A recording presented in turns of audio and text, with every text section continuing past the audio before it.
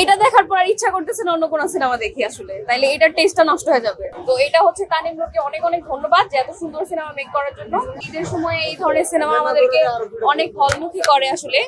আর এবার ঈদে কোথাও ঘুরতে যাওয়া হয় নাই, শুধু সিনেমা দেখবো বলেই হচ্ছে মানে প্রিপারেশন ছিল, এবং ফাইনালি মনে হলো যে একটা ভালো সিনেমা দেখলাম এবং ঈদ একদম ফুলফিল হয়েছে।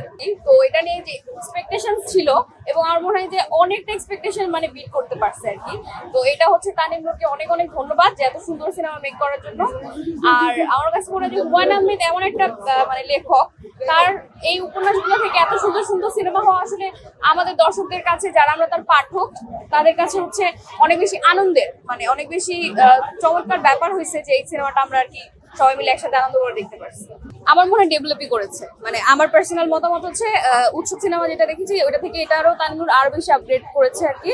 এবং উপন্যাসের সাথে যে ব্যাপারটা ছিল অনেকটা মানে বিট করতে পেরেছে আমাদের ইমাজিনেশনের সাথে। এটা দেখার পর আর ইচ্ছা করতেছে না অন্য কোনো সিনেমা দেখি আসলে, তাইলে এটার টেস্টটা নষ্ট হয়ে যাবে।